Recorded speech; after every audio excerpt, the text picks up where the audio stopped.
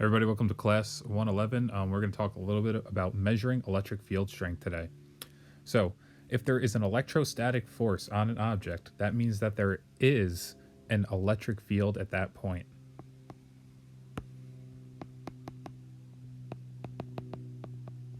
right? And if there's an electric field at a point, that means that a charged object will feel a force at that point, or because we write an electrostatic force.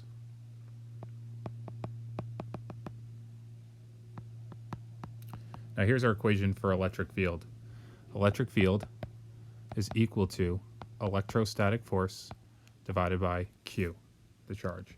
Where is that exactly? If we look here, under electricity, E equals Fe over Q. Okay.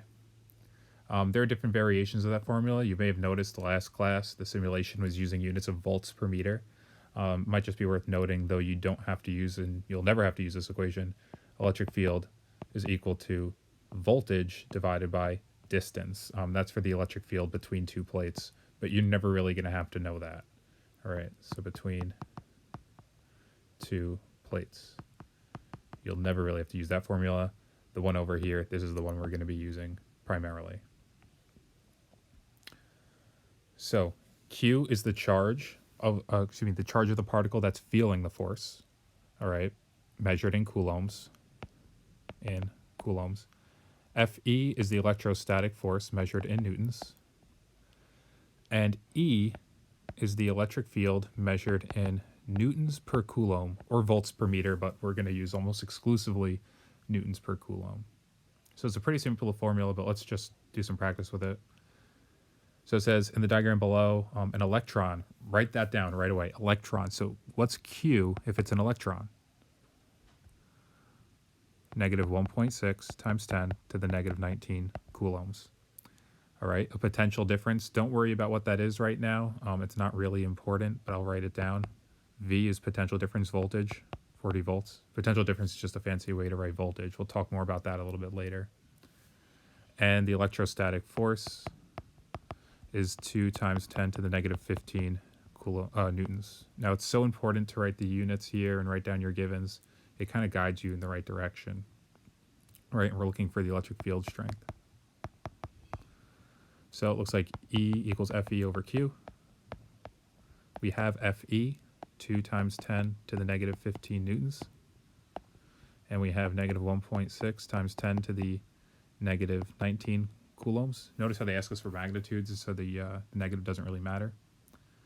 So let's see, 2 times 10 to the negative 15 newtons divided by 1.6 times 10 to the negative 19 coulombs. Oops, excuse me. And we get an electric field strength of 12,500 newtons per coulomb. Notice how the units that we're left with are newtons per coulomb. Try these other ones out on your own. I will do them as well, but try them before I do them. All right? Now I'm just going to go through these quickly. Hopefully you gave these a shot on your own, though. So the electrostatic force here is 1.5 times 10 to the negative 14 newtons. It's an electron, so we know Q is, right? So it's an electron. So Q is negative 1.6 times 10 to the negative 19 coulombs. We're looking for the electric field strength again. So this is very similar to the last question. It's almost identical. Probably shouldn't even put it in. Fe over Q. 1.5 times 10 to the negative 14 newtons over negative 1.6 times 10 to the negative 19 coulombs. So 1.5 times 10 to the negative 14 divided by 1.6 times 10 to the negative 19. We get 93,750 newtons per coulomb. Now we have a proton, but same charge as an electron, just positive. So let's write down our givens. Our electrostatic force is 2.3 times 10 to the negative 25 newtons. Our Q is a proton, so it's 1.6 times 10 to the negative 19 coulombs. And our electrostatic force is our unknown, or excuse me, our electric field strength is our unknown. E equals Fe over Q. 2.3 times 10 to the negative 25 newtons over 1.6 times 10 to the negative 19 coulombs.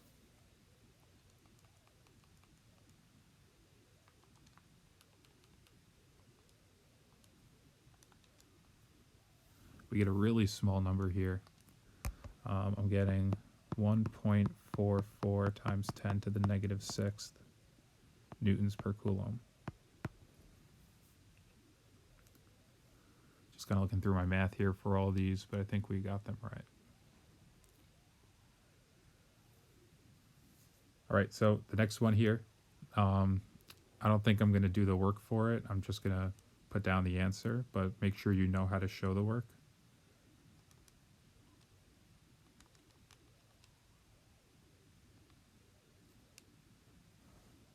Maybe I'll throw in an incorrect one here just to test you guys. One of these.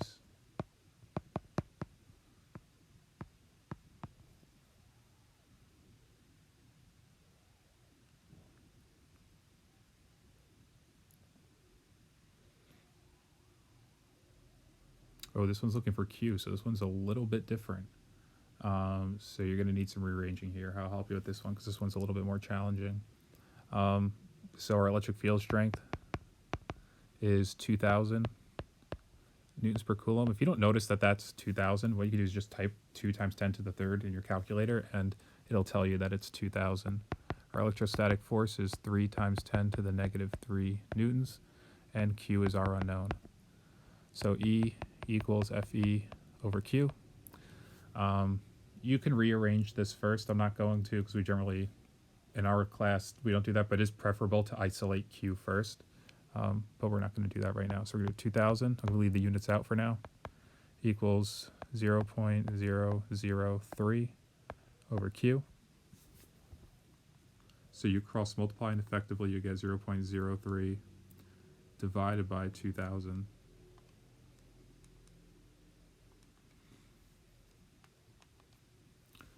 Which gives you an answer of Q equals 1.5 times 10 to the negative 6th coulombs. The next one, a lot of people get tripped up on the next one because it says a beam of electrons. Doesn't matter, it's still an electron. That's still our Q value, negative 1.6 times 10 to the negative 19 coulombs. I'm giving you the electric field strength. E is 3,000 newtons per coulomb. All right, to find the electrostatic force, you guys can show the work for that. I'll just put down the answer.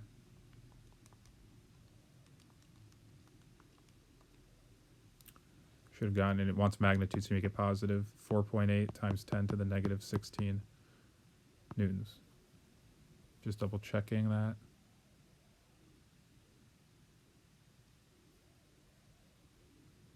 Should be good. All right. Now the next one, we've seen parts of these before, but we're going to put another part to it, a third part to it. We've just done the first two, we'll do the last one as well. So we have a lot of information here. Right here, well, let's write it all down. We're given the electric field strength of 40,000 newtons per coulomb. All right, let's see. Does it tell us what kind of particle this is? No, it just says negatively charged oil drop. All right.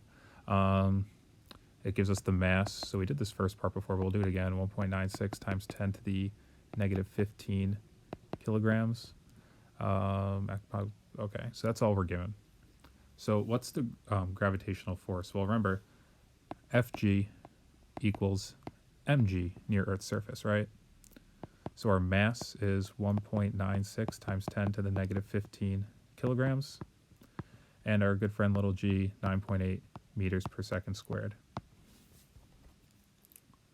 So we get 1.96 times 10 to the negative 15 times 9.8. And we get a weight, Fg, equal to 1.92 times 10 to the negative 14 newtons. Now, this is an equilibrium. It's not moving. Let's see. Yeah, it's suspended motionless, okay? So that tells us that if our free body diagram's here, and it gives you the free body diagram in the picture. Fe going up, Fg going down, Fe equals Fg because it's motionless. So to determine the magnitude of the electrostatic force, it's the same exact number, 1.92 times 10 to the negative 14 newtons. So the last one says, what is the net electrical charge on the oil drop? So we'll talk more about this experiment at a later time. But to figure out what the net electric charge is, well, we know Fe. Let me bring that down. We know the electric field strength. So we should be able to get Q, right? How do we do that? Fe equals E over Q. And you should be able to get Q.